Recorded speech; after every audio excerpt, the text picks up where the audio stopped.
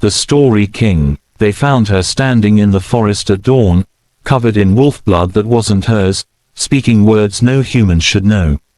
The pack members who discovered Isla that morning would later swear she had been negotiating with the wolves, not running from them, not fighting them, but talking to them in a language of growls and whines that seemed to flow from her throat as naturally as breath. When Alpha Kieran arrived, his daughter stood in a circle of 6 grey wolves, her small hand resting on the largest one's head, her lips moving in whispers only the beasts could understand. She was 7 years old. Kieran had carried her home in silence that day, his jaw tight, his heart a storm of fear and fury he couldn't name. His daughter, his brilliant, beautiful daughter, hadn't spoken a word of human language in 3 years. Not since her mother died. The pack healer said it was trauma. The elders whispered it was a curse. Kieran knew it was something else entirely. Now, 11 years later, Isla moved through the pack's territory like a ghost.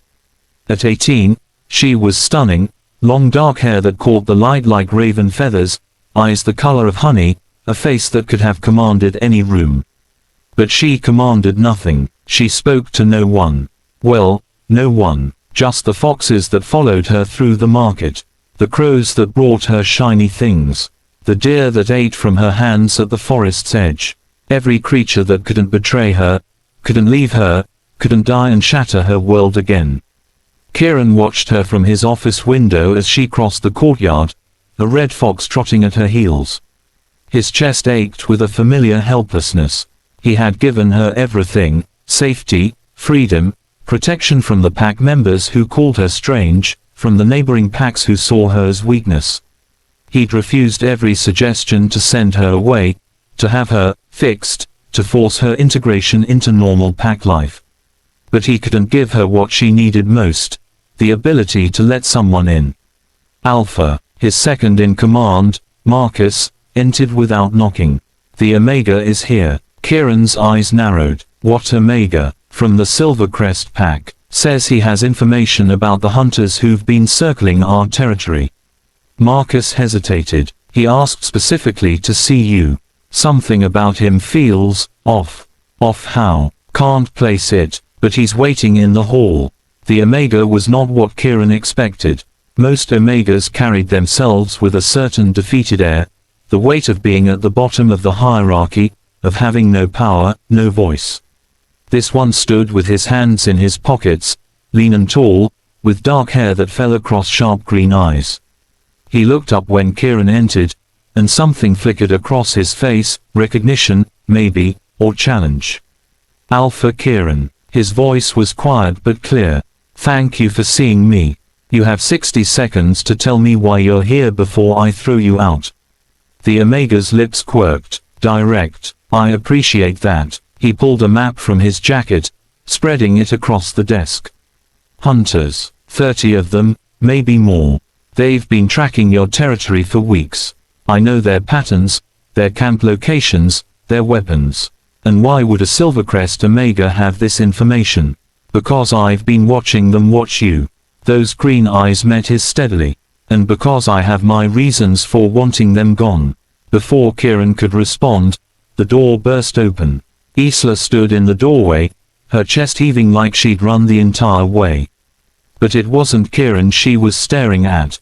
It was the Omega. Her eyes were wide, honey gold filled with something Kieran had never seen in them before, shock. Her lips parted, and for one impossible moment, Kieran thought she might speak. The Omega had gone completely still. Isla. Kieran moved toward her. What's wrong? She didn't look at him. Couldn't seem to tear her gaze from the stranger. She raised one trembling hand, pointing at the Omega, and made a sound, not a word, but a soft, questioning whine that Kieran had heard her use with the wolves. The Omega's response made Kieran's blood freeze. He answered her, in the same language, a low, rumbling sound that came from deep in his chest, questioning and gentle. Isla's hand flew to her mouth. What the hell? Kieran started. She asked if I could hear them, the Omega said quietly, his eyes never leaving Isla's face. The animals. She asked if I could hear them too. The silence that followed was deafening. "You're lying," Kieran said, but his voice lacked conviction. "I'm not." The Omega took a step toward Isla, slow and careful, the way one might approach a wild thing. "My name is River, and yes, I can hear them. Every bird, every beast, every creature that speaks in the old tongue." He made another sound, this one warmer, almost sad. "I've never met anyone else who could. Until now." Isla's eyes filled with tears. Kieran felt his world tilting. "This isn't possible." "It's rare," River said, still watching Isla. "But not impossible. Some wolves are born with the gift. Most are killed for it or locked away. I learned to hide it young." His voice dropped. "I'm guessing she never learned how." "She doesn't need to hide," Kieran growled. "Not in my pack." "No," River agreed softly. "But she's been alone, hasn't she?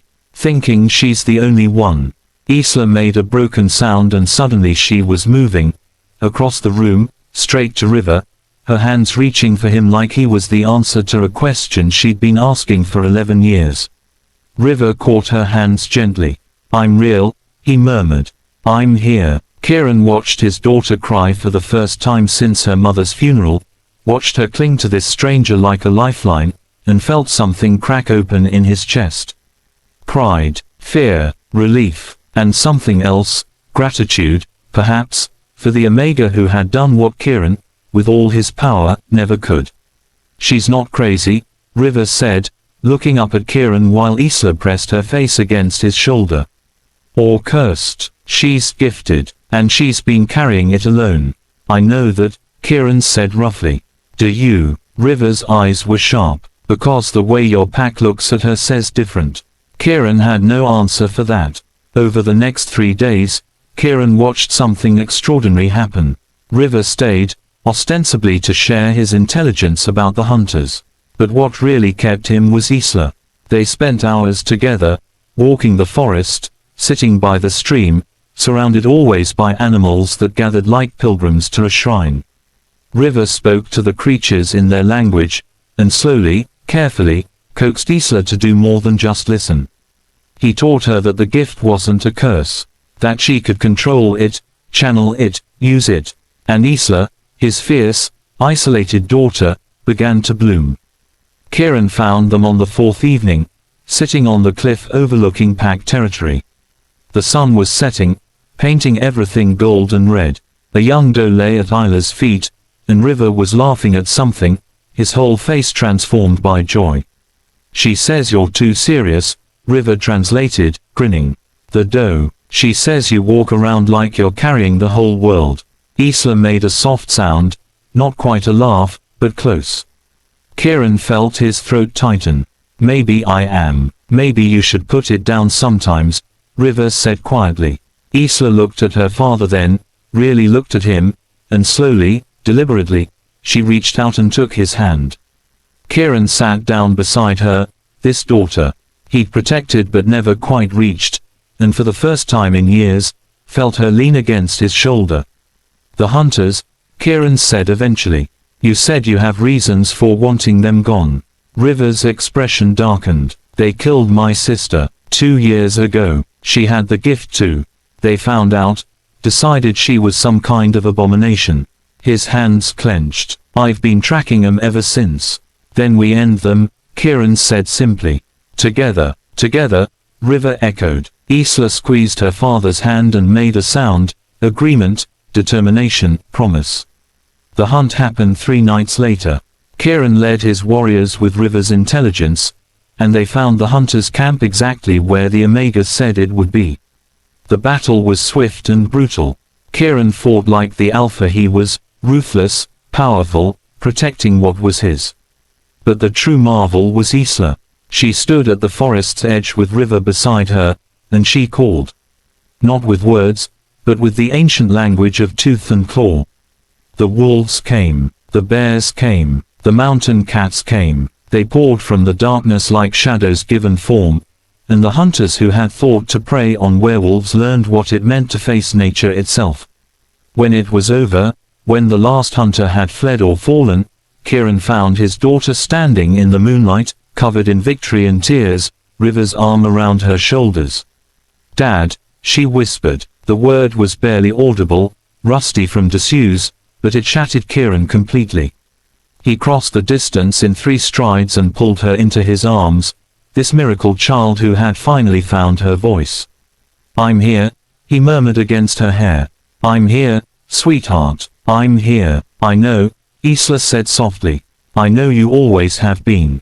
Over her head, Kieran met River's eyes. The Omega smiled slightly, knowing, gentle, sad in the way of someone who understood loss but had found hope anyway. "Stay," Kieran said. "It wasn't a request." "I will," River promised. "As long as she needs me. As long as we both need you," Kieran corrected. Because he understood now, watching his daughter stand between her father and this stranger who wasn't a stranger at all. Some bonds aren't forged in blood or pack hierarchy. Some bonds are written in a language older than words, spoken in the spaces between human and wild. And some people are worth holding onto, worth protecting, worth loving, not despite the differences, but because of them. Isla looked up at her father, and spoke again, each word a precious gift. "Can we go home?" "Yes," Kieran said, his heart full to breaking.